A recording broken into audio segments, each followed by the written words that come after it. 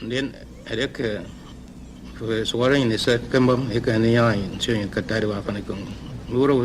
wish to extend greetings and friendly wishes to all who may encounter this Voyager and receive this message. Enviar a todos los seres del universo un afectuoso mensaje de paz y felicidad.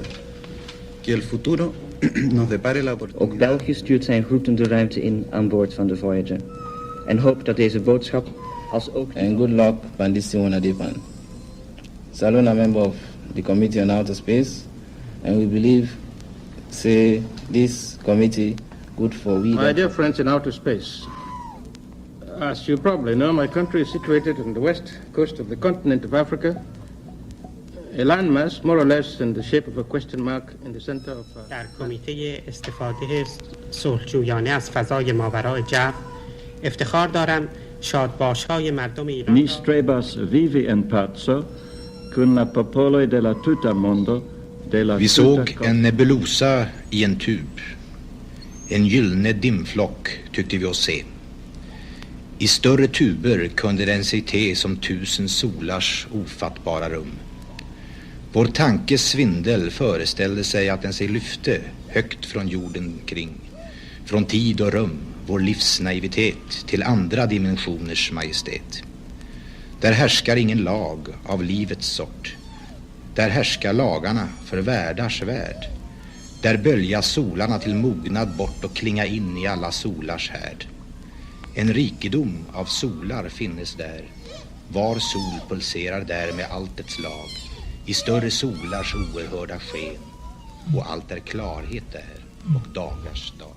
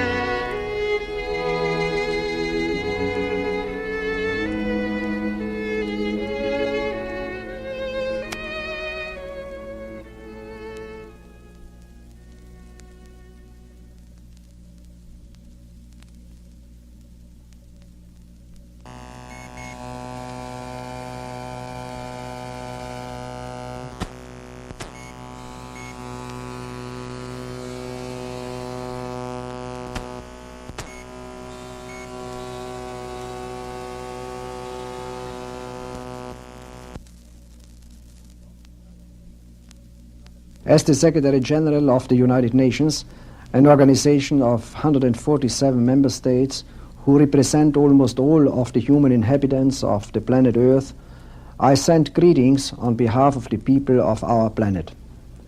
We step out of our solar system into the universe seeking only peace and friendship, to teach if we are called upon, to be taught if we are fortunate. We know full well that our planet and all its inhabitants are but a small part of this immense universe that surrounds us, and it is with humility and hope that we take this step. Silema gemen, oitenis proteste chairete, eirenikos pros philos eleluthamen philoi. Paz e felicidade a todos.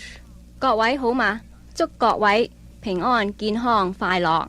Adanish lushulmu. Здравствуйте, приветствую вас. สวัสดีค่ะสหายในธรณีพ้นพวกเราในธรณีนี้ขอส่งมิตรจิตมาถึงท่านทุกคน تحياتنا للأصدقاء في النجوم يا ليت يجمعنا الزمان. Salutări la toată lumea. Bonjour tout le monde. Mai lakmia. Shalom. Hola y saludos a todos. Selamat malam hadirin sekalian. Selamat berpisah dan sampai bertemu lagi di lain waktu. Kay pachamatna, pitapas, maitapas, rimapayast, runasimit. Audigiano. Ashuli. Namaskar. Bishe Shanti Hok. Salvete quicumque estis. Bonam erga vos voluntatem habemus, et pacem per astra ferimus. Shalom. Hartelijke groeten aan iedereen. Herzliche Grüße an alle. अस्सलाम वालेकुम हम ज़मीन के रहने वालों की तरफ से आपको खुश आमदीद कहते हैं. Chân thành gửi tới các bạn lời chào thân hữu. Sayın Türkçe bilen arkadaşlarımız, sabah şeriflerinize hayırlı olsun. Konnichiwa, o genki desu ka? धरती के वासियों की ओर से नमस्कार. Yechidai chui an aur aganoizoid. Tanti auguri e saluti. Aibuan. Sian ibingalela makawe, snifisela inkonzo ende. Pria dumelisa marena. Sonada kaho. Բոլոր անոնց, որ գտնվին դիեզերքի միքամազություններեն անտին, ողջույններ. 안녕하세요. Witajcie, istoty z zaświatów.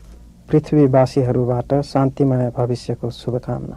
各位都好吧，我们都很想念你们，有空请到这儿来玩。 Hälsningar från en dataprogrammerare i den lilla universitetsstaden Ithaca på planeten jorden. Mwibanji mwantu wonse wa kumwamba. પૃથ્વી ઉપર વસનાર એક માનવ તરફથી બ્રહ્માંડના અન્ય અવકાશમાં વસનારાઓને હાર્દિક અભિનંદન. આ સંદેશો મળે વળતો સંદેશો મોકલાવશો. Пересилаємо привіт із нашого світу, бажаємо щастя, здоров'я і многоя літа.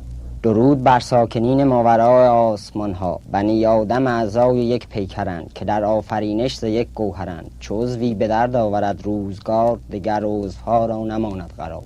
Želimo vam sve najlepše sa naše planete. ସୂର୍ଯ୍ୟ ତାରକାର ତୃତୀୟ ଗ୍ରହ ପୃଥିବୀରୁ ବିଶ୍ୱ ବ୍ରହ୍ମାଣ୍ଡର ଅଧିବାସୀମାନଙ୍କୁ ଅଭିନନ୍ଦନ. Muslayo mutia abantu bensi eno mukama bawe mirembe bulijjo. नमस्कार. या पृथ्वीतील लोक तुम्हाला त्यांचे शुभ विचार पाठवतात आणि त्यांची इच्छा आहे की तुम्ही या जन्मी धन्य हो. 太空朋友，您好，您家爸爸，有缘的来阮家坐哦. Üdvözletet küldünk magyar nyelven minden békét szerető lénynek a világegyetemen. Namaste. Telugu మాట్లాడే జనముల నుంచి మా శుభాకాంక్షలు. Milí přátelé, přejeme vám vše nejlepší. नमस्ते. कन्नडिगर परवागी शुभाशयಗಳು. सब लोगों ने मारो राम राम पहुँचे. हमें अठे राजी खुशी हाँ, तुम्हें उठे राजी खुशी रह जाओ. Hello from the children of planet Earth. يا معشر الجن والإنس إن استطعتم أن تنفذوا من أقطار السماوات والأرض فانفذوا لا تنفذون إلا بسلطان. صدق الله. Saya ingin menyampaikan sekedar pesan singkat melalui satelit Voyager ini. Au-dessus des étangs, au-dessus des vallées, des montagnes, des bois, des nuages, des mers, par-delà le soleil, par-delà les éthers, par-delà les confins des sphères étoilées, mon esprit, tu te meus avec agilité, et comme un bon nageur qui se pâme dans l'onde, tu sillonnes gaiement l'immensité profonde, avec une indicible... मैं अपने मुल्क की जानिब से हमारे दोस्त जो खला में बसते हैं उनके लिए दोस्ती और खैर सगाली का पैगाम पेश करता हूँ। हमारी दिली ख्वाहिश है कि सारी दुनिया में अमन रहे और ये अमन जिंदगी के हर Liebe Freunde im All, als Vorsitzender des Weltraumausschusses der Vereinten Nationen und Vertreter Österreichs freue ich mich, Ihnen auf diesem Wege unsere Grüße. I should like to extend the greetings of the government and the people of Canada to the extraterrestrial inhabitants of outer space.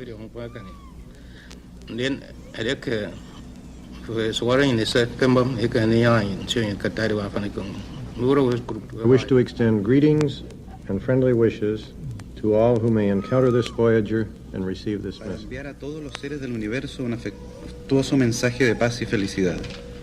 Que el futuro nos depare la oportunidad. Ook België stuurt zijn groeten de ruimte in aan boord van de Voyager. En hoopt dat deze boodschap als ook... And good luck, Pandisi Wanadepan. Salon, a member of the Committee on Outer Space, and we believe, say, this committee good for we... My dear friends in outer space, as you probably know, my country is situated on the west coast of the continent of Africa, a landmass more or less in the shape of a question mark in the center of... در کمیته استفاده صلحجویانه از فضای ماورای جو افتخار دارم شادباش‌های مردم ایران. Mis trebas vivi en pace con la popolo della tuta mondo della Vi såg en nebulosa i en tub. En gyllene dimflock tyckte vi oss se. I större tuber kunde den sig te som 1000 solars ofattbara rum. Vår tankes svindel föreställde sig att den sig lyfte högt från jorden kring. Från tid och rum, vår livsnaivitet till andra dimensioners majestät. Där härskar ingen lag av livets sort. Där härskar lagarna för världars värld. Där bölja solarna till mognad bort och klinga in i alla solars härd. En rikedom av solar finnes där. Var sol pulserar där med allt ett slag. I större solars oerhörda sken. Och allt är klarhet där och dagars dag.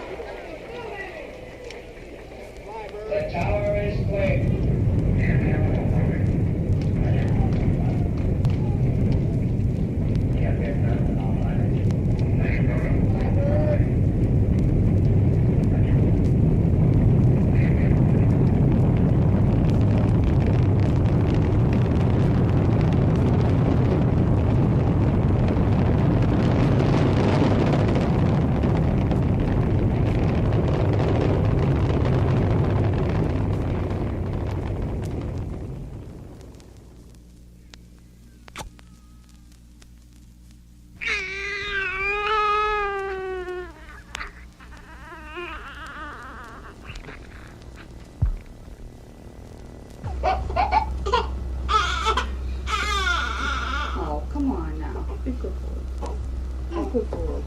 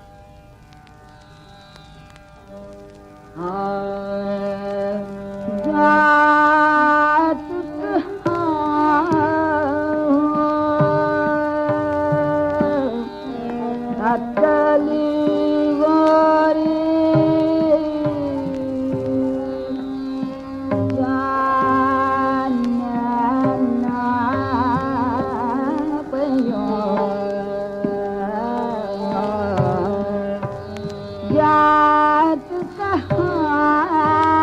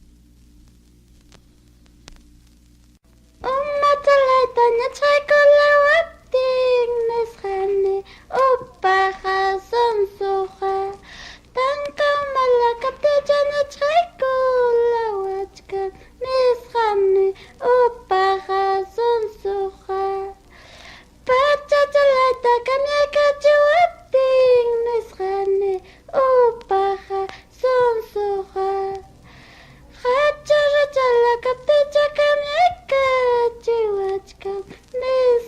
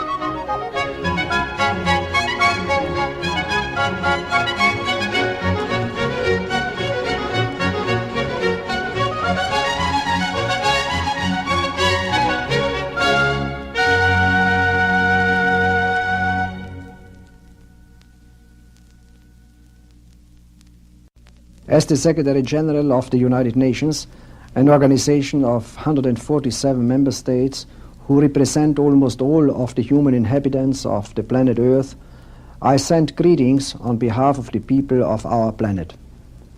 We step out of our solar system into the universe seeking only peace and friendship, to teach if we are called upon, to be taught if we are fortunate. We know full well that our planet and all its inhabitants are but a small part of this immense universe that surrounds us, and it is with humility and hope that we take this step.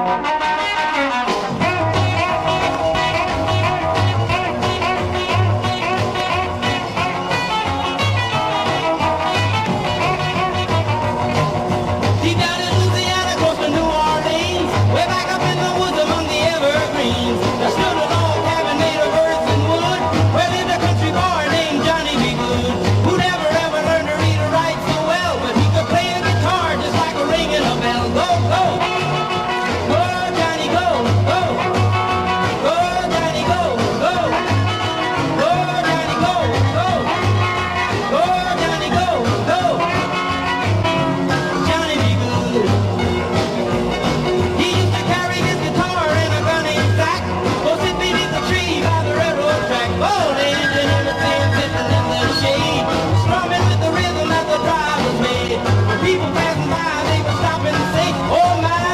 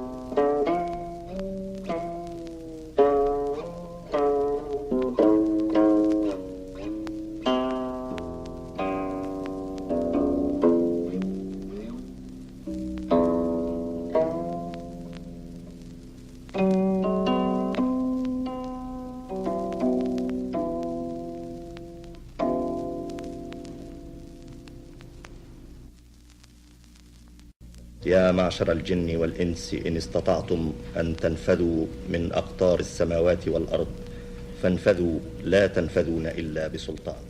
صدق الله. Saya ingin menyampaikan sekedar pesan singkat melalui satelit Voyager ini. Au-dessus des étangs, au-dessus des vallées, des montagnes, des bois, des nuages, des mers, par-delà le soleil, par-delà les éthers, par-delà les confins des sphères étoilées, mon esprit, tu te meus avec agilité, et comme un bon nageur qui se pâme dans l'onde, tu sillonnes gaiement l'immensité profonde avec une indistinction. मैं अपने मुल्क की जानिब से हमारे दोस्त जो खला में बसते हैं उनके लिए दोस्ती और खैर सगाली का पैगाम पेश करता हूँ।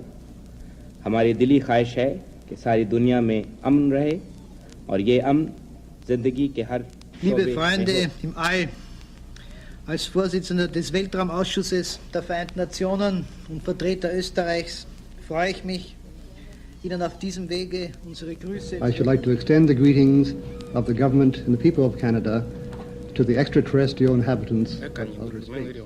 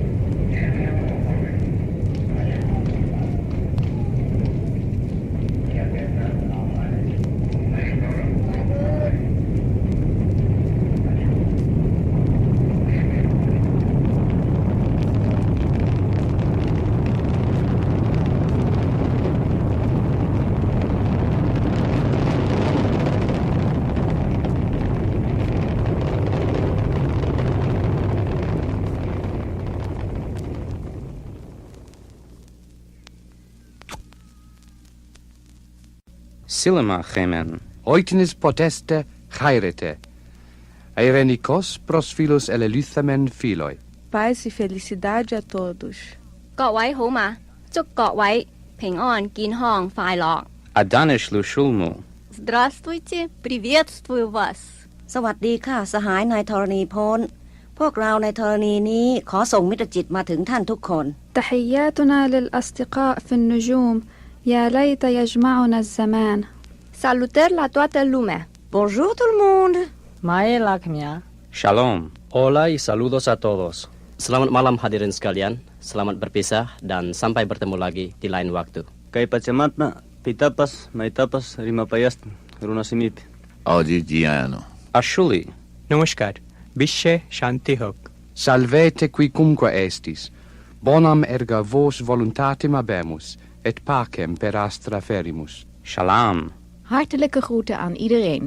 Herzliche Grüße an alle. अस्सलाम वालेकुम हम ज़मीन के रहने वालों की तरफ से आपको खुश आमदीद कहते हैं. Chân thành gửi tới các bạn lời chào thân hữu. Sayın Türkçe bilen arkadaşlarımız, sabah şeriflerinize hayırlı olsun. Konnichiwa, o genki desu ka? धरती के वासियों की ओर से नमस्कार. Yechidai chui an aur aganoisoid. Tanti auguri e saluti. Aibuan. Siyanibingelela maqhawe, sinifisela inkonzo ende. Priyadumelisa Marena. Sonadakaho. Բոլոր անոնց, որ գտնվին դիեզերքի միկամազություններեն անտին, ողջույններ. 안녕하세요. Witajcie, istoty z zaświatów.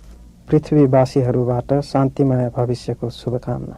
各位都好吧，我们都很想念你们，有空请到这儿来玩。 Hälsningar från en dataprogrammerare i den lilla universitetsstaden Ithaka på planeten jorden. Mwibanji mwantu wonse wa kumwamba. પૃથ્વી ઉપર વસનાર એક માનવ તરફથી બ્રહ્માંડના અન્ય અવકાશમાં વસનારાઓને હાર્દિક અભિનંદન. આ સંદેશો મળે વળતો સંદેશો મોકલાવશો. Пересилаємо привіт із нашого світу, бажаємо щастя, здоров'я і многоя літа. درود بر ساکنین ماورای آسمان ها. بنی آدم اعضای یک پیکرند که در آفرینش ز یک گوهرند. چو عضوی به درد آورد روزگار، دگر عضوها را نماند قرار. Želimo vam sve najlepše sa naše planete. ସୂର୍ଯ୍ୟ ତାରକାର ତୃତୀୟ ଗ୍ରହ ପୃଥିବୀରୁ ବିଶ୍ୱ ବ୍ରହ୍ମାଣ୍ଡର ଅଧିବାସୀମାନଙ୍କୁ ଅଭିନନ୍ଦନ. Muslayo muchabantu bensieno mukama bawe mirembe bulijo. नमस्कार. या पृथ्वीतील लोक तुम्हाला त्यांचे शुभविचार पाठवतात आणि त्यांची इच्छा आहे की तुम्ही या जन्मी धन्य हो. 太空朋友，您好，您家爸爸，有人来阮家坐哦. Üdvözletet küldünk magyar nyelven minden békét szerető lénynek a világegyetemen. Namaste. Telugu మాట్లాడే జనముల నుంచి మా శుభాకాంక్షలు. Milí přátelé, přejeme vám vše nejlepší. नमस्ते. कन्नडिगर परवागी शुभाशयಗಳು. सब लोगों ने मारो राम राम पहुँचे. हमें अठे राजी खुशी हाँ, तुम्हें उठे राजी खुशी रह जाओ. Hello from the children of planet Earth.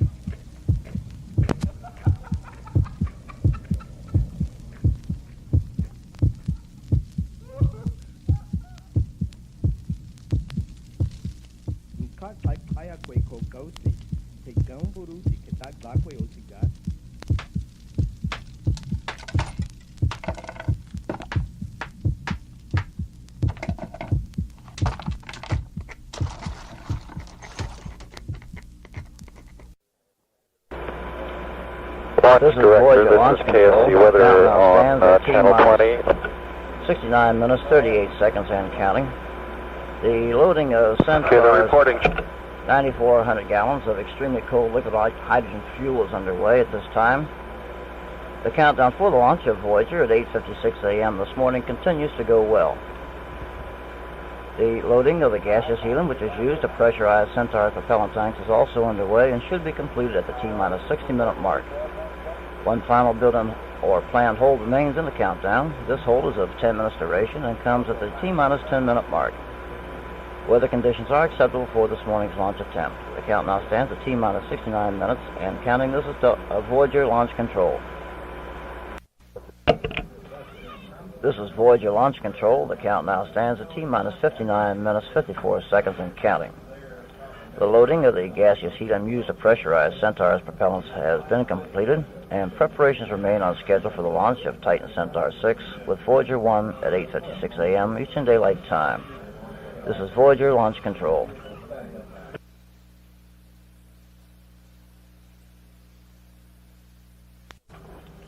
This is Voyager Launch Control. The count now stands at T-minus 49 minutes, 28 seconds and counting. We remain on schedule for a liftoff of Titan Centaur 6 with Voyager 1 at 8:56 a.m. Eastern Daylight Time. To summarize launch preparations to this point, the countdown for launch began at 9:21 p.m. Sunday evening. Initial preparations included powering up the Centaur for a series of propulsion, hydraulic, and pneumatic preparations. Removal of the 240-foot-tall mobile service tower, which provided 360-degree access to the space vehicle during flight preparations, was moved back to its pad, to its park site at Complex 41 this morning, with the move completed shortly after 5 a.m. The two liquid stages of the Titan rocket were loaded with fuel and oxidizer last Thursday and Friday. These two stages use Aerozine 50 as a fuel and nitrogen tetroxide as an oxidizer. They are hypergolic, meaning they ignite on contact, and no ignition system is needed. Unlike the cryogenic or super cold fluids aboard the Centaur stage, these liquids are storable. Loading of liquid oxygen and liquid hydrogen for Centaur began shortly after the count emerged from a 60-minute built-in hold at 6:51 a.m. this morning. Some 2,800 gallons of liquid oxygen and 9,400 gallons of liquid hydrogen will be aboard Centaur at liftoff. Topping off of these propellants will continue until the final moments of the countdown to ensure that a full supply is aboard at liftoff. One built-in hold remains in the count. This is of 10 minutes duration and comes to the T-minus 10-minute mark. Weather conditions are acceptable for launch. Surface winds are 5 knots out of the southwest. The maximum winds at altitude are 45 knots out of the northeast at 92,000 feet. Cloud coverage is 2/10 from 1,600 to 2,500 feet, 2/10 from 12,000 to 15,000 feet, and 6/10 from 26,000 to 33,000 feet. The temperature at launch time should be about 80 degrees. All continues to go well on the countdown at this time. The count now stands at T-minus 47 minutes, 21 seconds and counting. This is Voyager Launch Control. This is Voyager Launch Control. The count now stands at T-minus 38 minutes, 25 seconds and counting. All continues to go well at this time. We're heading for a liftoff at 8:56 a.m. Eastern Daylight Time. A spin-up boost test of the Centaur boost pumps has just been performed. These two pumps are driven by hydrogen peroxide and deliver the initial charges of liquid hydrogen and liquid oxygen to the Centaur engines at the proper pressure for ignition. After ignition, the engine burn is self-sustaining through turbo pumps. The count now stands at T-minus 37 minutes, 54 seconds and counting. This is Voyager Launch Control. This is Voyager Launch Control at T-minus 28 minutes, 57 seconds and counting. The chill down of the Centaur's propulsion system with extremely cold liquid helium has been completed. Liquid helium is supplied from the pad, and its extreme coldness, about 450 degrees below 0 Fahrenheit, prepares the Centaur's pumps to handle the super cold or cryogenic fluids which the Centaur stage uses as propellants. The chill down reduces the shock of contraction and other stresses when liquid hydrogen at a temperature of 423 degrees below 0 begins to flow through the system. Pre-chilling the system also ensures that the fuel enters the combustion chambers as a liquid rather than a gas. Chill down will be continued from pad sources until 7 seconds prior to liftoff. During flight, the chill-down process will be continued by bleeding small amounts of liquid hydrogen through the system. The count now stands at T-minus 28 minutes, 5 seconds and counting. This is Voyager Launch Control. This is Voyager Launch Control at T-minus 25 minutes, 11 seconds and counting. The countdown continues to go well at this time. Voyager 1, like its sister spacecraft, Voyager 2, carries a phonograph record called Sounds of Earth, on the chance that intelligent beings might someday capture the spacecraft as they continue on their voyages through interstellar space. The 12-inch copper disc contained greetings from Earth people in 60 languages, samples of music from different cultures and eras, and natural sounds of surf, wind, and thunder, birds, whales, and other animals. These records contain electronic information that an advanced technological civilization could convert into diagrams, pictures, and printed words, including a message from President Carter. They also carry this message from Kurt Waldheim, Secretary General of the United Nations. As the Secretary General of the United Nations, an organization of member states who represent almost all of the human inhabitants of the planet Earth, I send greetings on behalf of the people of our planet. We step out of our solar system into the universe seeking only peace and friendship, to teach if we are called upon, to be taught if we are fortunate. The records are attached to the sides of the main body of the spacecraft in prominent locations. It contains, in scientific language, information on how the records are to be played using the cartridges and needles provided. The theory is that if other beings are intelligent enough to capture the spacecraft, they are sufficiently intelligent to bring the record sounds and pictures to life.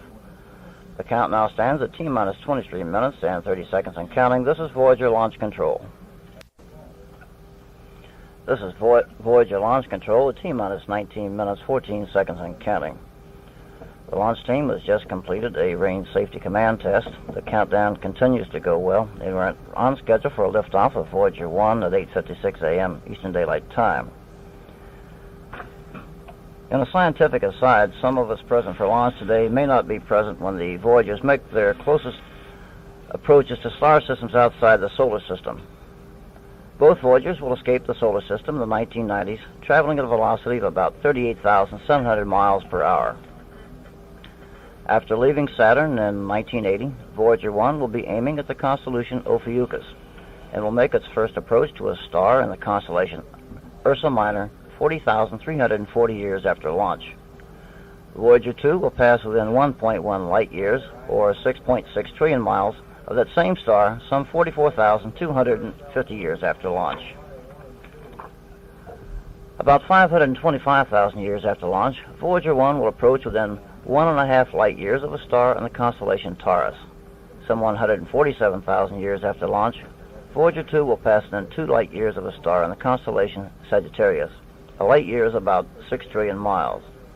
The count now stands at T-minus 17 minutes, 55 seconds and counting. This is Voyager Launch Control.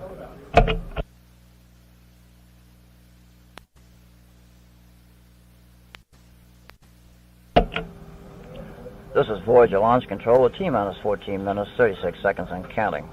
We remain headed for that on-time liftoff of Titan Centaur 6 with Voyager 1 at 8:56 a.m. Eastern Daylight Time. The launch of Voyager 1 was originally scheduled for September 1st, but apparent problems aboard the Voyager 2 spacecraft launched August 20th resulted in a 4-day delay for analysis.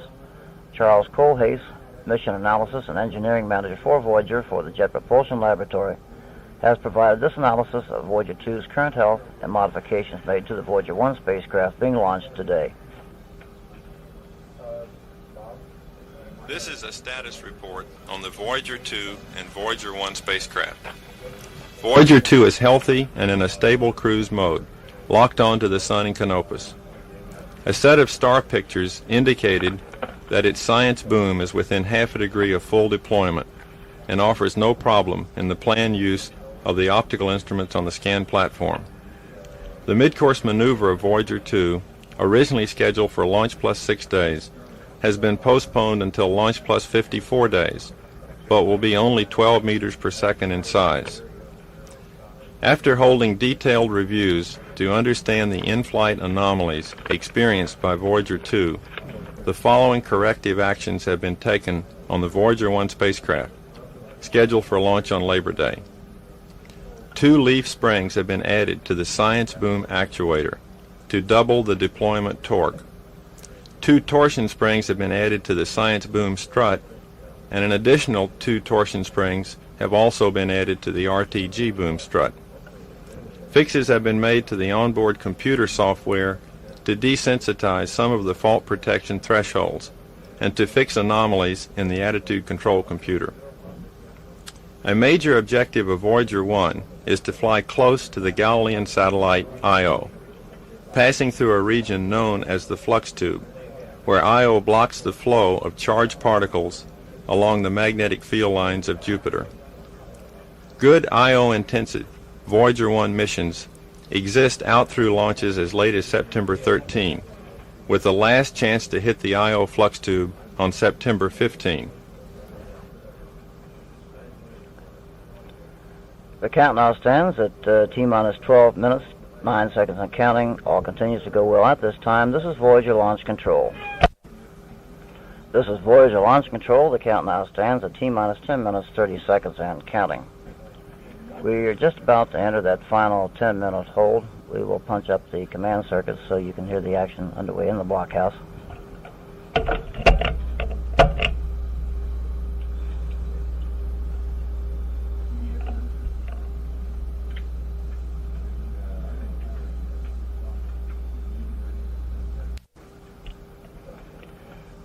This is Voyager Launch Control. We are now on that final 10-minute built-in hold.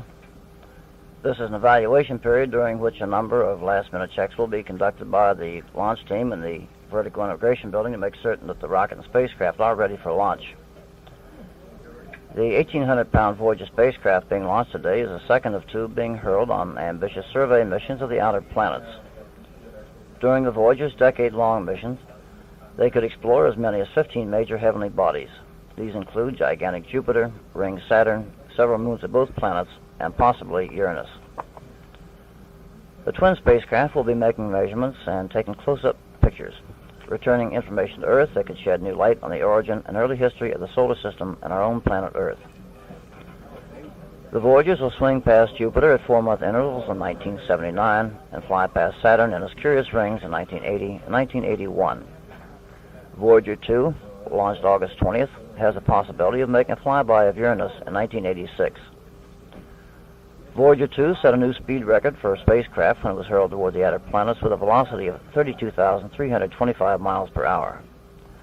Voyager 1 will set still another speed record for interplanetary hot rods. Its velocity at interplanetary injection will be 32,481 miles per hour. That's about 9 miles per second.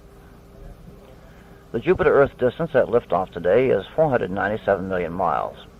Voyager 2, now underway for more than 2 weeks, will be some 8.7 million miles from Earth as of 3 p.m. today, traveling with a velocity of just under 22,000 miles per hour. Since launch, it has traveled a distance of 35.5 million miles along its curving trajectory. Approximately 7 minutes and 20 seconds remain in the 10-minute built-in hold. We remain at T-minus 10 minutes and holding. This is Voyager Launch Control.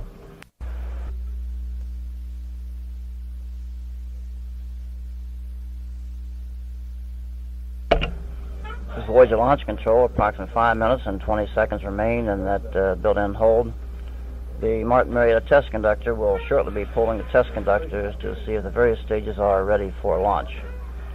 We'll plug that action into the loudspeaking system. Personnel switch to channel 1 for status and communications check. Roger.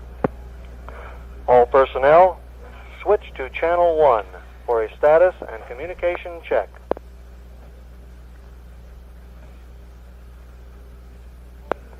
This is a VTC for a status and communications check. CTC first. Roger. Centaur status check. Propulsion. Go. Hydraulics. Go. Pneumatics. Go. Flight control. Go. Vehicle power. Go. RF systems. Go. Telemetry. Go. Launch control. Go. Range safety command. Go. LOX control. Go. Hydrogen control. Go. Environmental control system. Go. Instrumentation. Go. CTC to VTC Centaur is go. Roger. Titan status report. Electrical. Go. Instrumentation. Instrumentation is go. Flight controls. Go. Flight safety. Flight safety go. Facilities propulsion. Go. Sequencer. Go. ALRC.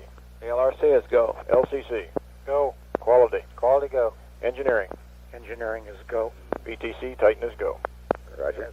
SRM for our status check. Engineering. Engineering is go. Instrumentation. Instrumentation go. VTC SRM is go. Roger. Spacecraft. Spacecraft is go.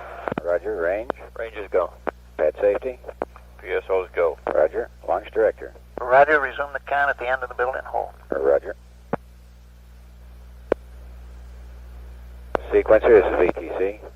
Go ahead. We'll pick up the count at 12:46 GMT. Roger. On my mark. Standing by.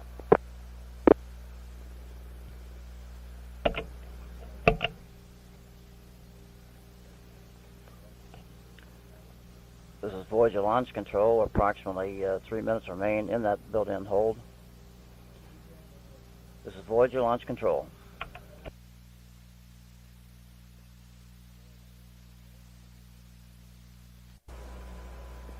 This is Voyager launch control. The count now stands at T-minus 10 minutes holding. 6 minutes, 6 seconds remain in that built-in hold. T-minus 10 minutes and counting.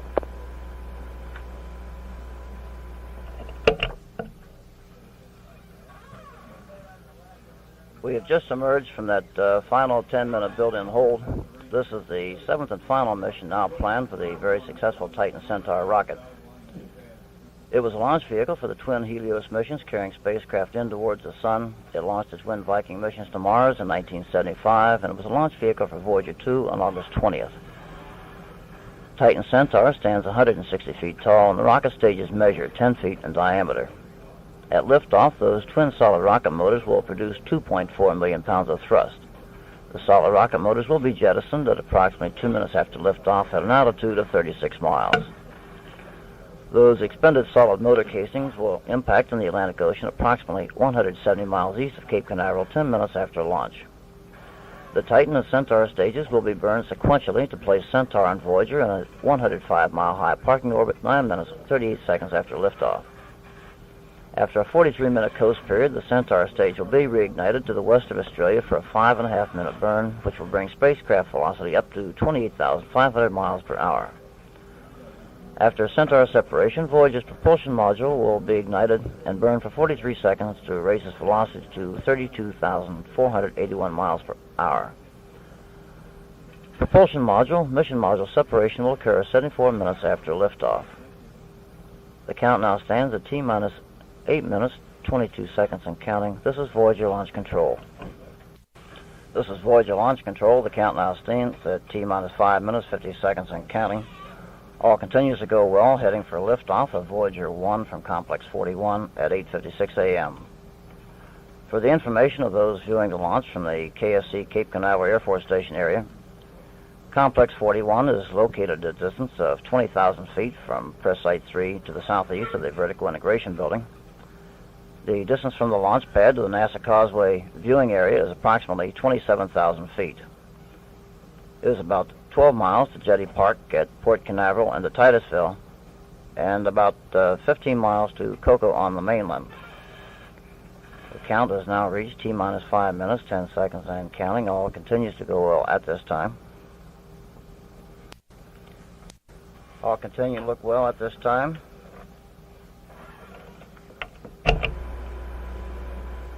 Centaur propulsion ready.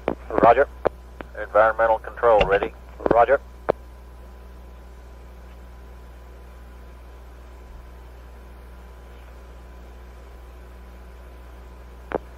T-minus 2 minutes, 30 seconds. All Titan recorders to on. Recorders running.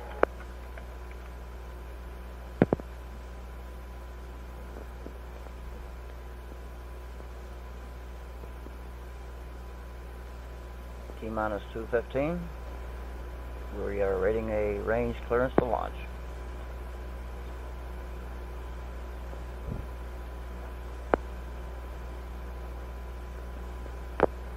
T-minus 2 minutes. Range safety command to arm. Roger. RSC armed. Roger. Centaur power to internal. Roger. PSO item 2 under 2. Ignition enabled. Centaur power on internal. Roger.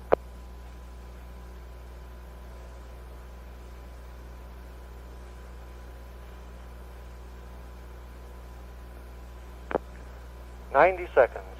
Secure and LH2 tanker. Roger.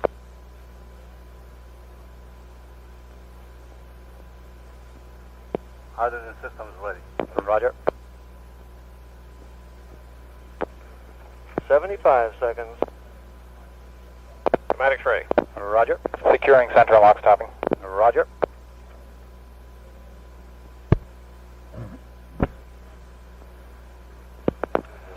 Lock system ready. 60 Roger. seconds. Arm permit switch to auto. Auto.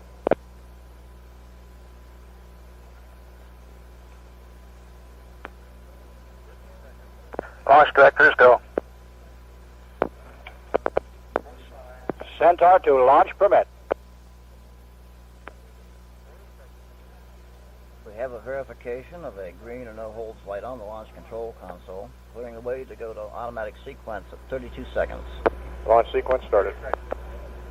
The count is now on automatic sequence, and the count will proceed down to 0 in ignition as Centaur's digital control unit and the Titan control monitor group perform the remaining critical functions. T-minus 15 seconds.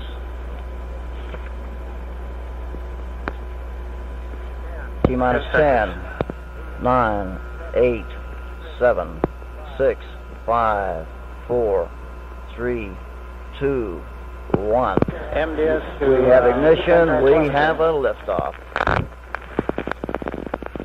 Roll program is in on time. Vehicle response is normal. TVC bus voltage look good. Tank pressures look good. Okay, MDS. Pitch program was in on time. Vehicle response was normal also.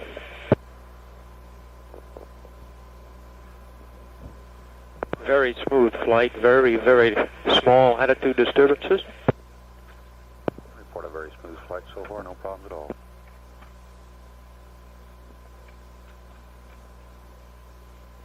TV tank pressures look T very plus good. 40 seconds. Solid motor chamber pressures look very good.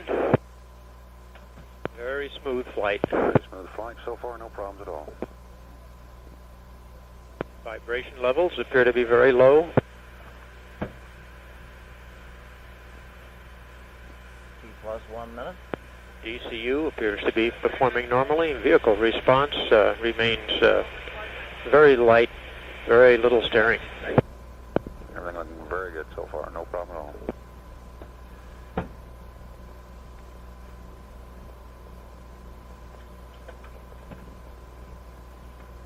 TVC tank pressures are holding up good.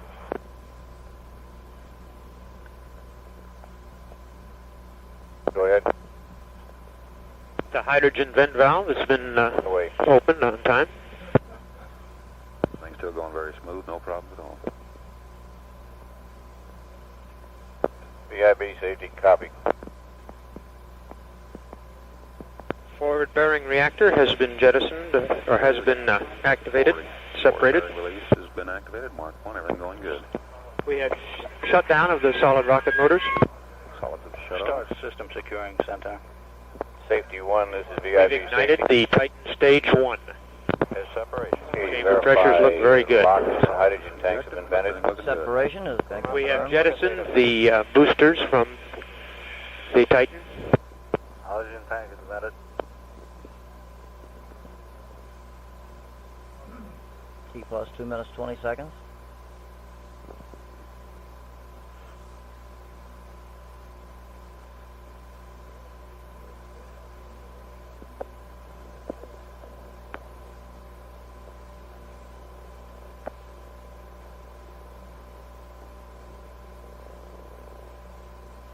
Those expended solid Things motor still look casings good. will- We have very little to report. Very smooth. will impact flight so far, no problem at all. downrange about Going great. 170 miles east of the Cape, 10 minutes after Ops liftoff. ATC, we're out of data here. Roger. Coming up on the 3-minute mark. 40 bits? Yes, we've been locked up 40 bits. Staying in lock.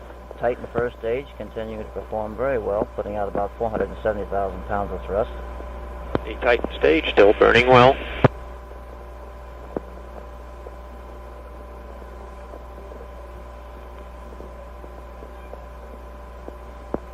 That Titan first stage still has approximately 1 minute left to burn.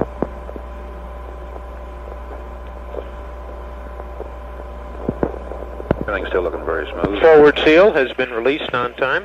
Forward seal's been released on time, everything going great. That's your SE in lock. It's going in and out. Roger. Yes, thanks. All the DCU functions appear to be normal at this time. The Titan stage 1 continues to burn well. Titan stage 1 still burning very well, no problems at all. Crisp looks right on the money.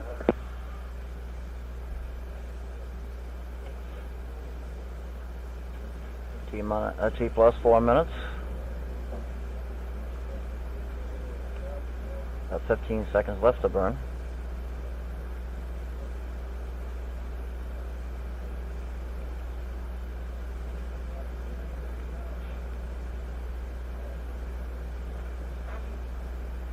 We have Titan Stage 1 shutdown, Titan Stage 2 ignition, and separation of the two Titan stages, all on time and normal. 2 from 1. Everything going good. Titan Stage 2 seems to be burning well. Shroud has been jettisoned. Mark 7. Shroud jettison appeared to be normal. Those events took place some 270 miles downrange at an altitude of about 75 miles. No problem at all. The S2A engine is on. It is now off and the yaw engine on. This is per program. Plus 5 minutes. Some 2 minutes and 40 seconds remaining in the burn. Titan second stage.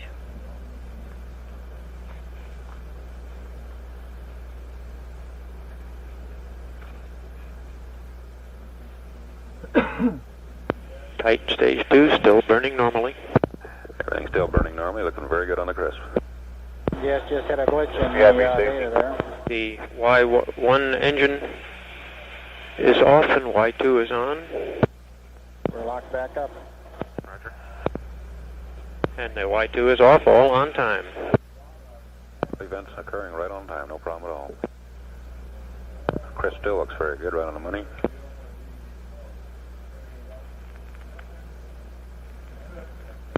Centaur propulsion parameters look good. Venting appears to be normal.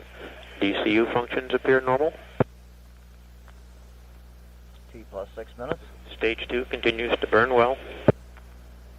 This thing's still looking very well.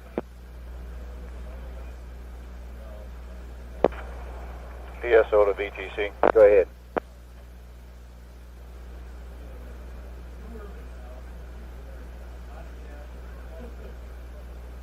Everything's still looking real good, no problems at all. PSO to VTC. Go ahead.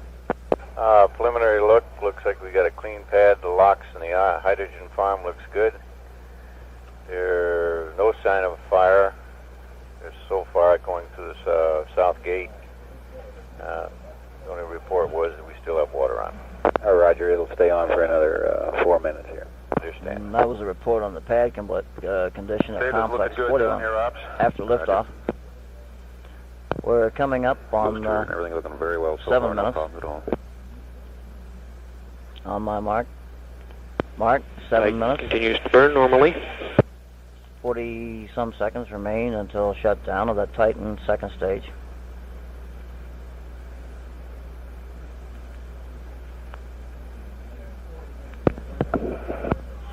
MDS had a glitch in the data. Locking back up.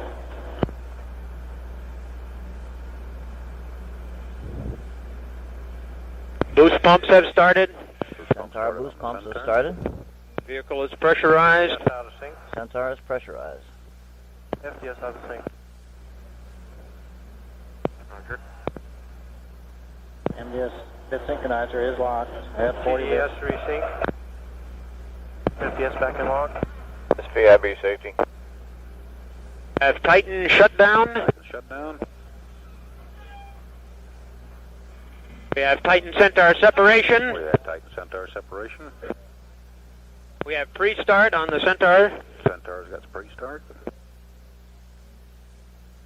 Main engine start. Both engines are up and burning well. Both engines up and burning well. Chamber pressures look good. All pressures look good. All pressures looking good. First burn of the Centaur stage will last for a minute then. DCU functions look good. It looks like the Centaur is off and running fine. Took place some 960 miles down range at an altitude of about 105 miles.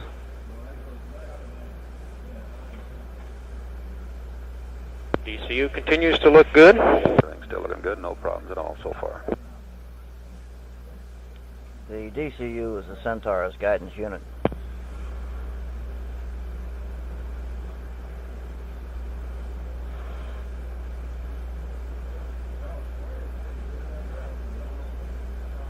All events in this flight have occurred Now on operating schedule. on Antigua data here. The data appears to be pretty good. The vehicle is still doing just fine. About 35 seconds remaining in that first burn of the Centaur stage.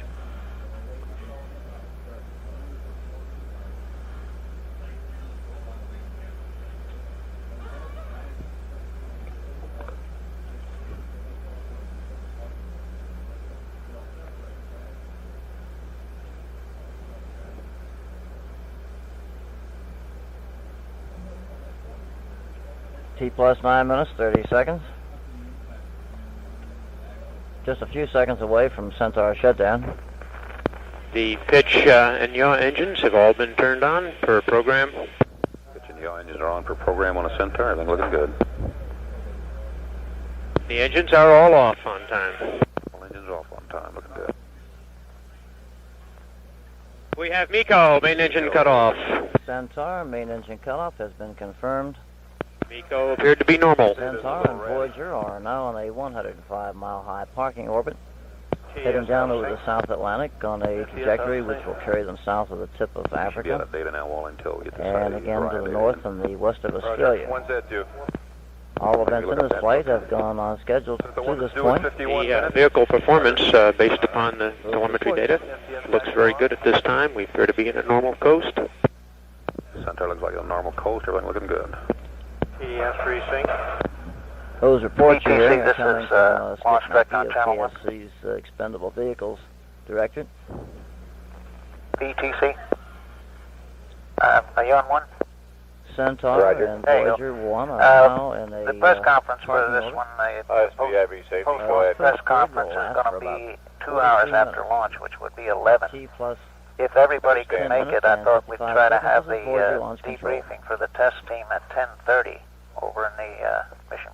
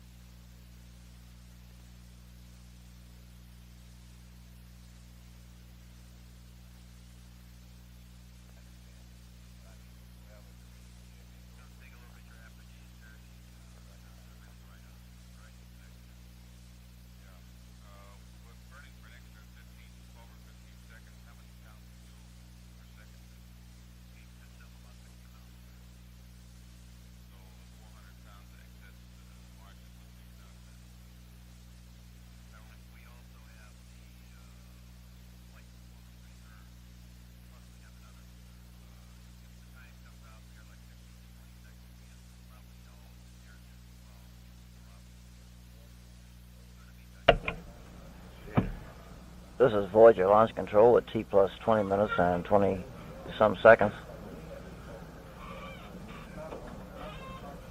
Centaur and Voyager 1 remain in that 105-mile-high parking orbit.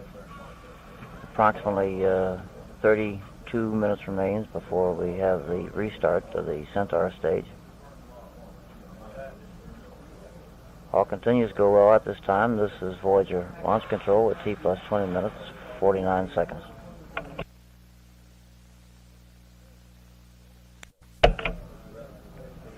This is Voyager launch control at T plus 36 minutes, 30 seconds. Centaur and Voyager remain in that coast period in a parking orbit. Some 16 minutes and 15 seconds remain before Centaur is to be reignited for that second burn. That second burn is to be in excess of 5.5 minutes. And that should be coming up in approximately 16 minutes from now at T plus 37 minutes. This is Voyager launch control.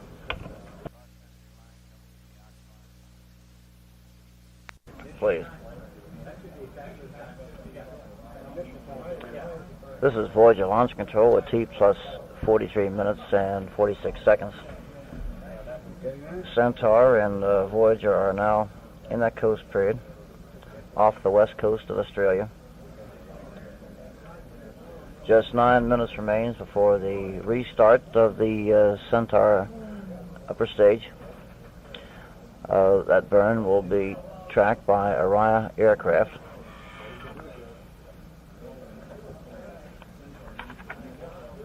The duration of this burn will be in excess of 5.5 minutes, and that burn is now at just slightly in excess of 8.5 minutes away at T plus 44 minutes and 30 seconds. This is Voyager launch control.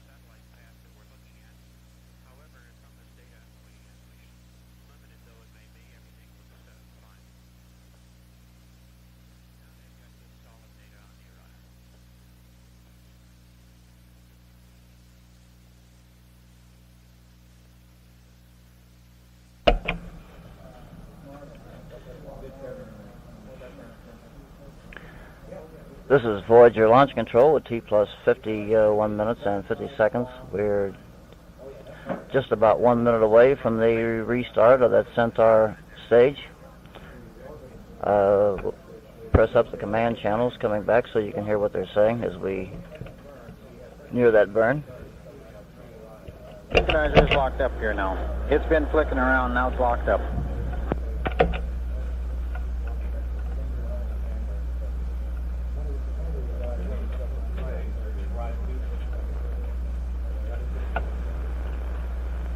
They're out at the moment.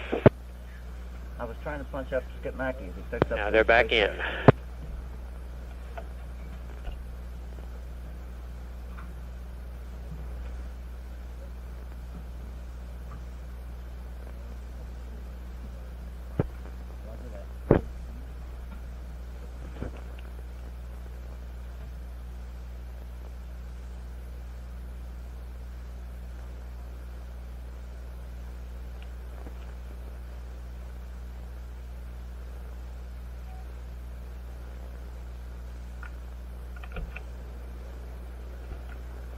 Circ pumps are on, I believe, based upon a little bit of data here. We went right back. We started the engines. Both Centaur engines are up and burning well, and the feedback pots indicate that we are in good control.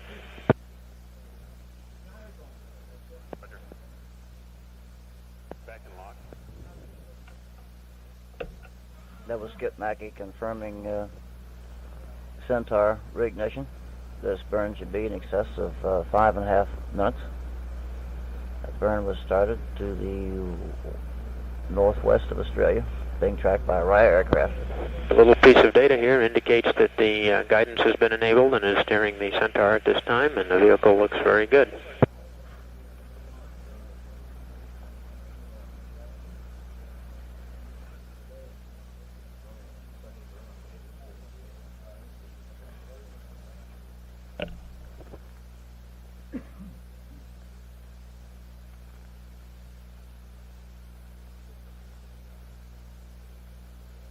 Continue to get good data from the Orion showing a normal burn of the Centaur.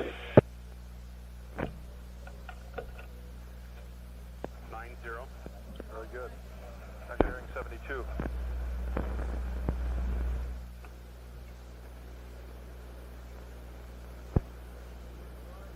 Just 7-8. Roger, very good. It's under 7 minutes now to Voyager separation. TC, CCS. Go ahead. Our first bit of data says we have an event count of 14, which would be the event count before the 3 alpha. Roger. Where we should be. At LS on the spacecraft still good data from the Orion 1 and still a normally burning vehicle. Still have high big 2. Roger. That first bit of data looks like a CCS hour pulse. All right, there should be a CCS hour pulse 3 minutes ago. Riot 2's got AOS. We'll stand by for decom.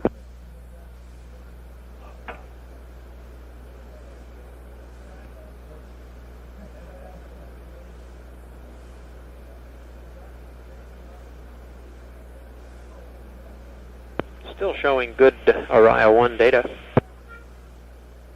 and a normally burning vehicle. Launch vehicle still looking good.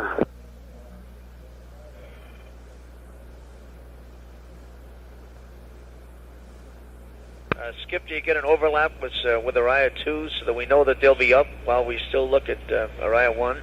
Yeah, there'll be we don't see it here. The Tel-4 will make the switch for us, but there's plenty of time. Okay. We're already past the nominal acquisition time for Orion 2, and we still have very clean Orion 3 data. Orion 1 data, sorry.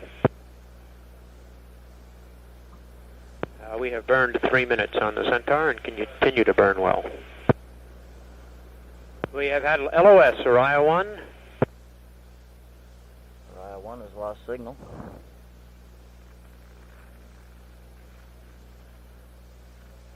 There's 5 minutes remaining. Real-time strip charts have not been switched. There we have Orion 2 data now. The second Orion data's coming back. Space vehicle.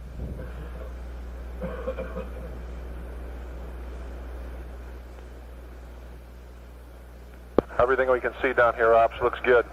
All right, thank you.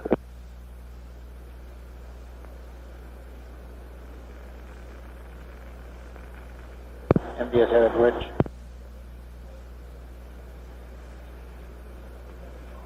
We still have not gotten good lock on the Uriah 2 data. It looks like they're having a decom problem at the station. Yes, head number Which.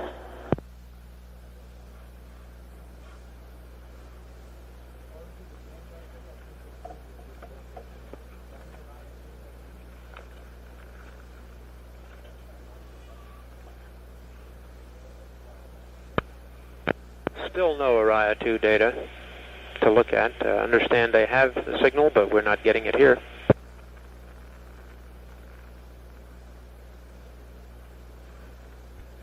Will Uriah 2 call out the mark event even if we don't have the data? They're supposed to, yep. Thank you.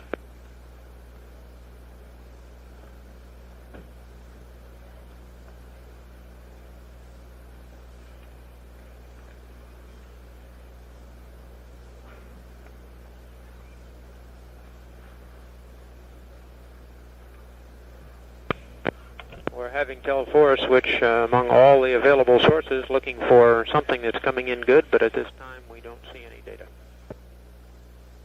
The engine will have been burning. All the attitude control stuff is good. The only thing we haven't got so far is gyro status, which we were interested in. Vanguard AOS isn't until 3600. We're not going to make it. Plus they're early. Hey, we got something. We got some data, and it's still burning. It's up and burning, and this is Uriah 2. It has the characteristics. Okay, launch vehicle still burning. We got data back for the launch vehicle now. Still looking good. We have main engine cut off. MECO was sharp and clear. We have main engine cut off has number 2. been confirmed. Control the spacecraft will now be passed to the Jet Propulsion Laboratory in Pasadena. It sure looked like a velocity cutoff to everybody who looked at it.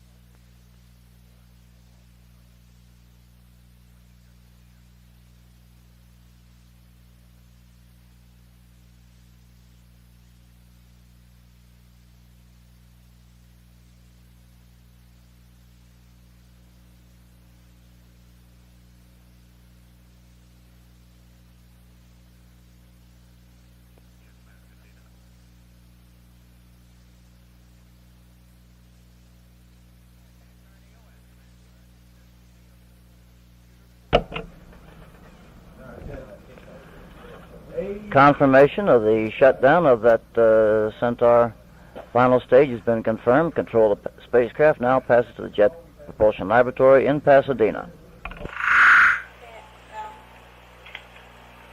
Good morning. This is the Voyager Mission Control at the Jet Propulsion Laboratory in Pasadena.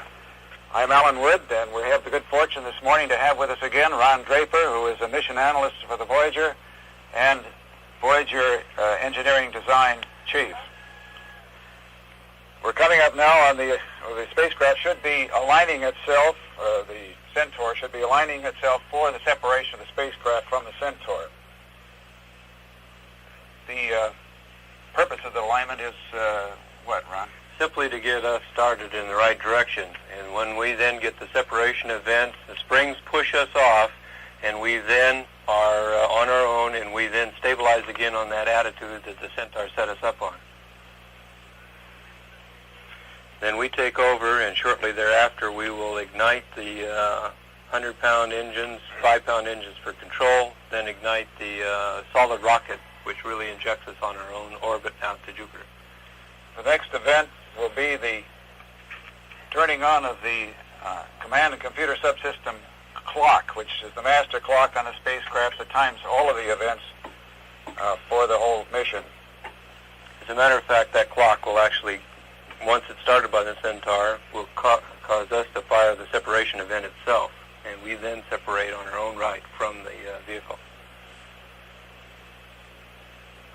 Following the turn on of the clock, we'll have spacecraft separation, probably in about a minute and a half.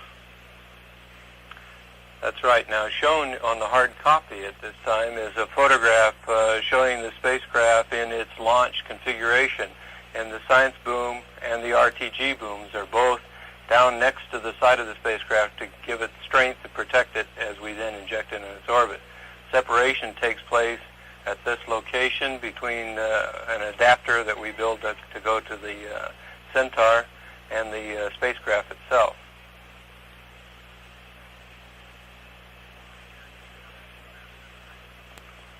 We now have spacecraft separation. Now, after the spacecraft separation, we then fire the solid rocket, and shown on the hard copy here again is what the propulsion system looks like. We have 100-pound engines that give us pitch and yaw control, 5-pound engines which give us roll control, and then we fire the solid rocket motor which gives us the injection itself. All of this fuel for the liquid system, the 100-pound to 5-pound engines, comes out of a central tank that is located up interior inside the mission module. And when we get ready to jettison the propulsion module, we separate at the location indicated here where this 4x4 strut arrangement combines with the propulsion module structure. Okay, we have confirmation that the propulsion module has started, and we also have the burnout confirmation. Also during this time, the shutters of the star trackers and the sun sensors have been blown off. So the propulsion module, which has 2,290 pounds of solid propellant in it, has burned completely in a very short time, and we'll soon know how well it went. The altitude of the spacecraft is now 736 miles. Its velocity is now 32,481 miles per hour. It is located in the western Pacific near Guam. It is now on a transfer orbit to the planet Jupiter. The next event that will come along very shortly here, the spacecraft should now be pitching over in preparation for the propulsion module separation from the spacecraft, from the mission module, I should say. Now, why is this Well, we pitch the spacecraft down so that we get good communications with the Earth. And so when the low-gain antenna is located closer to the Earth, we can hear it better. And that way we can then see the separation of the deployment of the RTG boom and the science boom, and then the separation or jettison of the propulsion module itself. At this time, we are coasting with the, as the model indicates, with the RTG boom and the science boom both latched down to the side. We've finished using the solid rocket motor, and we are using the 5-pound rocket motors at this time for control. Now, we pitch down at 2.88 degrees per second, about 114 degrees to point the low-gain antenna, which is mounted on the upper side of the high-gain antenna and operates at S-band. We can both command and receive over this. But at the present time, we only have downlink transmitting capability. Okay, we have confirmation now that the science boom has deployed and the RTG boom has deployed. So now the spacecraft has begun its rather elaborate procedure of unfolding itself in space. Of course, as you remember, Alan, the last time we did this, we had the RTG fully deployed and latched in position, but the science boom did not get an in-lock indication, and later we determined that it's very nearly in the right location, but the microswitch never did give us an in-lock indication. It may actually be fully locked in position.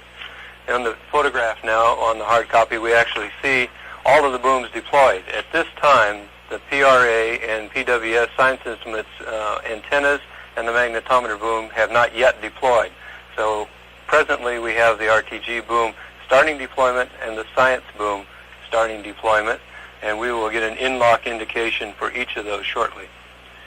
The next event that should come along will be the slew of the high rate slew of the scan platform, and that will be to Do what, Ron? That's to protect the science instruments. The way we had to latch the science scan platform was in such a way as that if we deployed it and then acquired the sun, the sensitive instruments would be pointed at the sun.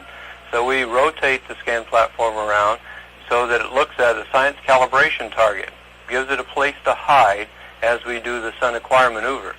This way there is virtually no likelihood that a science instrument would see the sun, even if we had to go through 4-pi steradian, look for the sun as we started to last time. The scan platform, of course, is the portion of the science boom which contains the optical instruments, which have to be pointed at the planets Jupiter and Saturn and the satellites as they go by, and that is why it's mounted on the end of the boom and so it can be moved down. That's correct, Alan. We should be now at a point where that process begins. While we're waiting for those to take place, I'll show a photograph of what those science instruments look like out on the end of the science boom. And they are very large science instruments. We have something like 125 kilograms of science on board the spacecraft, of which most of it is located out here in the science boom. We have an IRIS, which stands for infrared radiometry and spectrometry, a photopolarimetry instrument, the narrow-angle TV camera or imaging, wide-angle imaging, and we have an ultraviolet spectrometer over here next to the IRIS. For the non-metric people, that's about 254 pounds of instruments out there. That's right, Alan. We'll eventually get all of the system of the world converted here.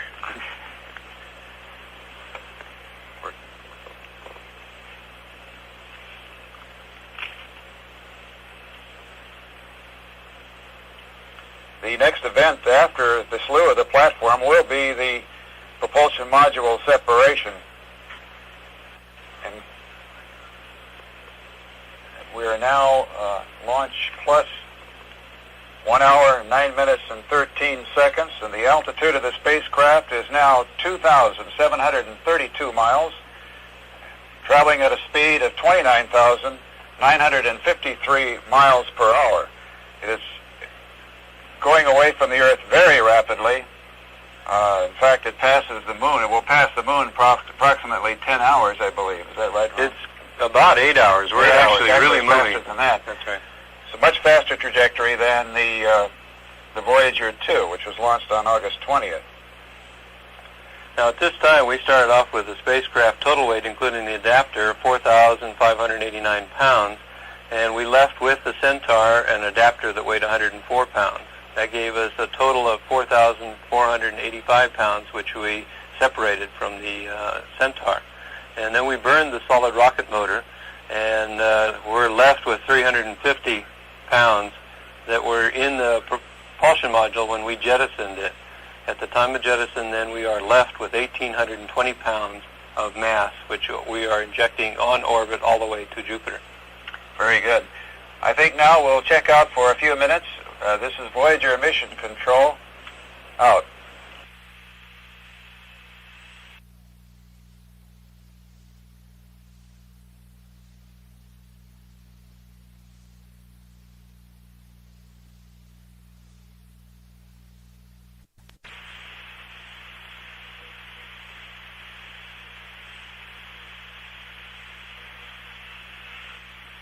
Voyager Mission Control. We just have had confirmation of the separation of the propulsion module from the mission module. So far, all of the events have come off on time, as planned, no hitches. Apparently, the fixes have been made properly to Voyager 1. We haven't had a problem at all yet with Voyager 1 as compared with Voyager 2, Ron. That's right, and the fixes were all positive sort of things. We've added additional springs to the actuator, which deploys both the science boom and the RTG boom. We also added additional springs at the on the booms of each of those to latch the strut in location, and we removed the gyro check that was taking place early in the launch phase and put it down in the coast phase. As a result of that, we did not switch gyros either of the two times we did earlier in the launch of Voyager 2. Now, we are in all-axis inertial control at the present time of the spacecraft, and we have not switched plumbing like we did last time as a direct result of removing a few events which were made to add additional safety but caused additional problems for us the last time. And so it's working right on a textbook kind of a launch and sequence for a Sun Acquire. The next event coming up will be the acquisition of the spacecraft by Station 12 at Goldstone. That is, it's probably seeing the spacecraft already, but the process of locking up on the signal takes some time. This should come along in a few minutes when the spacecraft is approximately very close to 6,000 miles away from the Earth now, at least in altitude, and traveling at 27,873 miles per hour. As I said a moment ago, the events have all been absolutely perfect this morning on the spacecraft, and from all we can tell from Dick Young's commentary at the Cape, that all of the launch events of the Titan Centaur went off as planned. So we'll sign off here for a moment, for a few minutes, and we'll wait for the next events, which will be the turning on of some of the scientific instruments on the science boom of the Voyager 1 spacecraft. This is Voyager Mission Control out.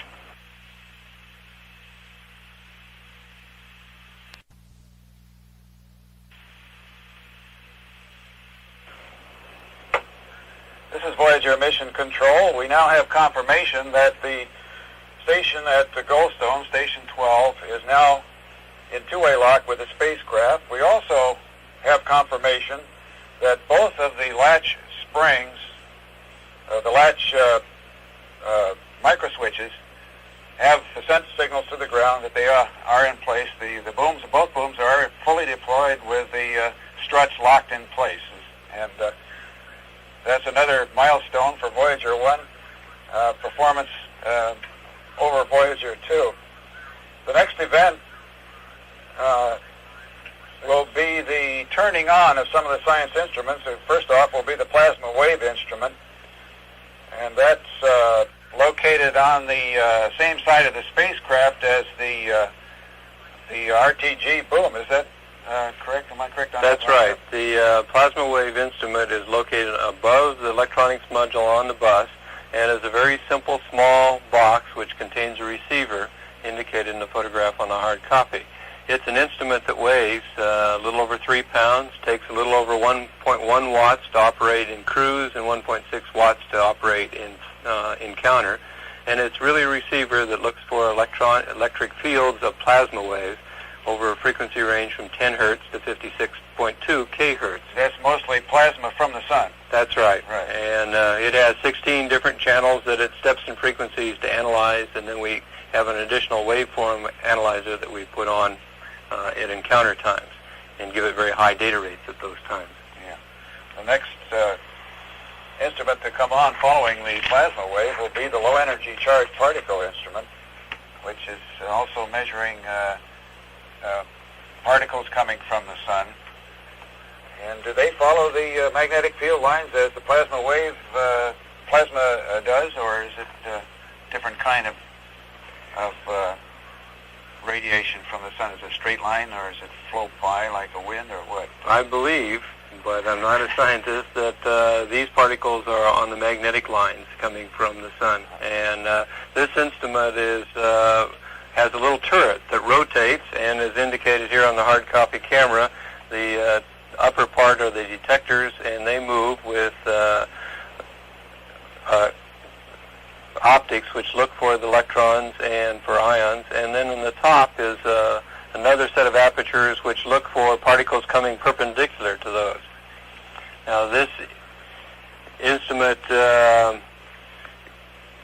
weighs about 14.5 pounds and takes 5 watts to operate it, and it's working in electrons with energy ranges from 6,000 volts to 10 megavolts, protons 10 kvolts to 150 megavolts per nucleon, and then it looks for heavy nuclei all the way up to iron. So that's a lot of science from the sun. The next event will be the magnetometers on, and we have confirmation that the magnetometers are on, and I believe we did get confirmation that the plasma instrument and the low-energy charged particle instrument are on. That's correct, Alan. The next event following the magnetometer turn on, we will do some ranging, the spacecraft two-way ranging,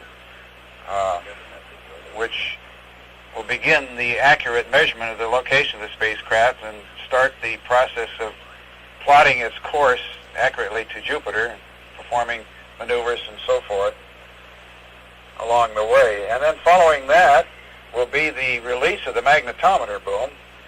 And I think Ron maybe could show us a picture of that. This is a very unique piece of equipment on the Voyager. It really shouldn't be called a boom. I think of a boom as being a great piece of wood that has big blocks and tackles on it and things like that they use on ships to load, unload. This looks to me like more of a trellis that carries vines on it or something. Actually, I understand the boom itself weighs less than the power cable that goes out to the magnetometers. That's right, Alan. This is quite a small structure in itself, and indicated in the photograph is a deployment canister which has a lanyard which keeps the boom from going out too fast. The boom is 13 meters long, or 43 feet, and has 3 longerons, and then every 5.6 inches are cross bays which hold it together to keep it structurally sound, and then it has lanyards which actually hold it in position. This is all coiled up in a canister which protects it during the launch phase, and then it deploys from the end as it moves out. And there is a magnetometer 0.53, the distance of the boom out on it, which we call the inboard low-field magnetometer. And then on the very top of it, or very end of it, is another one, which is the outboard low-field magnetometer. The total structure of the boom itself weighs 5 pounds, so it is very light for this 13 meters in length. What keeps it from flopping around? I would think that this thing would be would move quite a bit during maneuvers and that sort of thing when the spacecraft is rolling and pitching during maneuvers. Well, the structure itself is fairly strong, even though it doesn't look nearly that strong, and it does move around a little bit, but the thrusters on this spacecraft are much lighter in weight. Each one of the thrusters are 0.2 of a pound when we do attitude control, and then when we do the trajectory correction maneuvers, we actually fire 4 of those at a time in order to get us control, and as we begin to move off, when we turn off 2 of them and to get our control. And so we don't have large forces moving us around on this spacecraft like the conventional mariners with 50-pound engines or 100-pound engines. Yeah. Okay, very good. We have confirmation that the magnetometer boom has been released and is now winding its way out. It takes it how long to get out? Does it go out very quickly, or is it just a matter of a few minutes or a minute or two? It takes a few minutes to go out, and it actually rotates 22 turns as it goes out all the way. And the magnetometer is actually sampling that data, and the PI is counting those untwist turns to verify that it gets all the way out. And then there is a microswitch closure at the end of its deployment. Another microswitch. That's right, to verify that it really got all the way out. Okay. We'll wait for that. Right now it's launch plus 1 hour and 31 minutes. The spacecraft is now 12,099 miles above the Earth, traveling at 26,105 miles per hour. We'll sign off now for a few minutes because the next event will be the roll turn for the sun search, and hopefully when that comes up we'll have confirmation of that magic microswitch on the on boom for the magnetometers. This is Mission Control, out.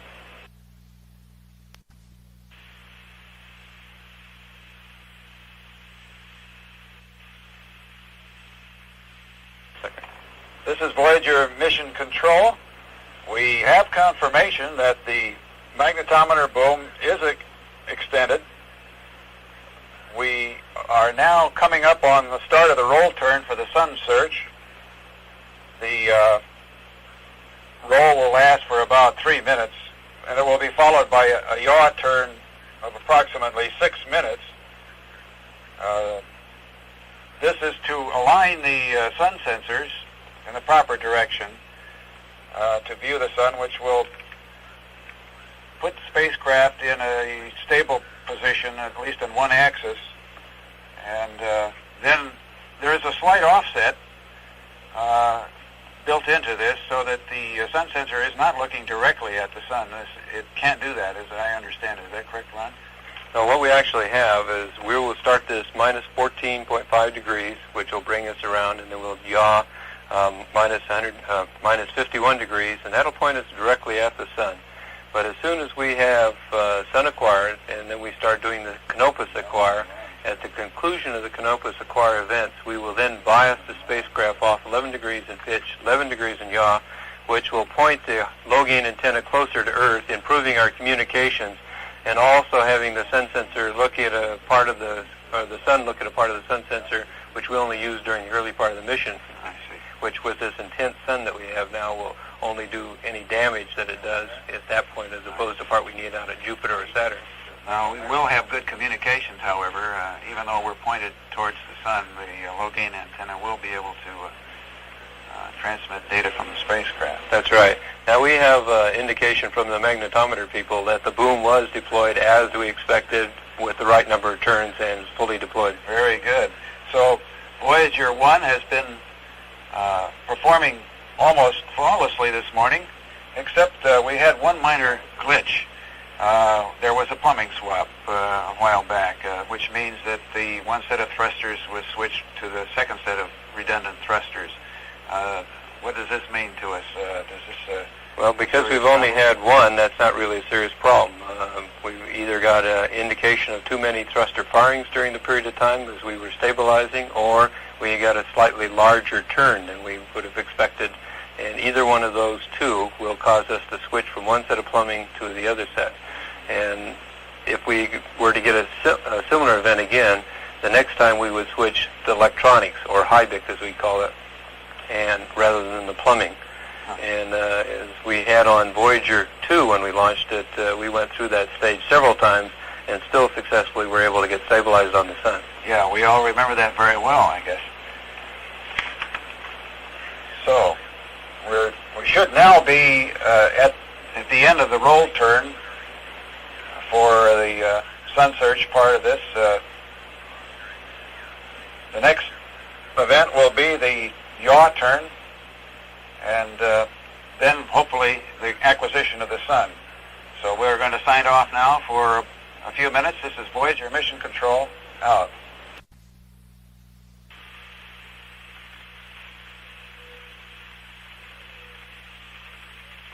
This is Voyager Mission Control. We have confirmation that the yaw turn has started in this sequence to locate the sun and locate the sun sensor facing the sun. Ron has a picture here of the sun sensor for those people that are at JPL here who can see the picture, and can describe a little bit about the sun sensor to us now. Ron, go ahead. This is a photograph showing the interior and the electronics of the sun sensor. The two detectors are totally redundant for both the pitch and yaw, each of these. They have a hood that mounts over the top of them, and then in its finished configuration, looks like this closed box with a small openings which let the sunlight into the detector. On the sides of the sun sensor are RTGs, 6 of them, RHUs, which stand for radioisotope heater units, 3 on each side, each producing 1 watt by radioisotope thermal decay of heat. And the sun sensors are mounted on the high-gain antenna, and as indicated in this photograph, and actually look up through the high-gain antenna at the sun on the far side. In order to maintain the thermal control of these sun sensors, There are 3 louvers which open up to let additional heat out, and then we have 2 heaters which are turned on when we get quite some distance from the Earth as a way to keep them warm. We will finish this minus 51.3 degree yaw turn shortly and actually have the spacecraft using these sun sensors pointed directly at the sun. So the yaw turn should end shortly. We'll go off the air now and come back as soon as we get confirmation of that event. This is Voyager Mission Control out. This is Voyager Mission Control. We have confirmation that the yaw turn has ended. The spacecraft is now 18,442 miles, 242 miles above the surface, traveling at 25,278 miles per hour. The actual sun acquisition will take place in roughly about 15 minutes from now. So Actually, we have the sun in the field of view of both the wide-angle portion of the sun sensor and the narrow-angle field of view of the sun sensor. The guidance and control analyst has just reported. Very good. So we are actually in the sun-acquired position, but we're in all-axis inertial control at the present time. So that means that the enabling of the sun sensor itself, or of that part of the attitude control system, comes later. That's right, but the sun is actually there, ready to be acquired. Well, that's good news. This is Voyager Mission Control, out.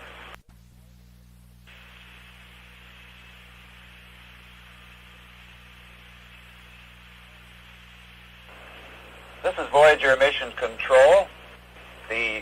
As we announced earlier, the spacecraft completed its yaw turn in the sun search, sun acquisition sequence. The sun acquisition itself will take place in roughly 15 minutes from now. All of the events so far from launch through this sun acquisition sequence have gone off as planned, on schedule, and Voyager 1 has performed almost flawlessly.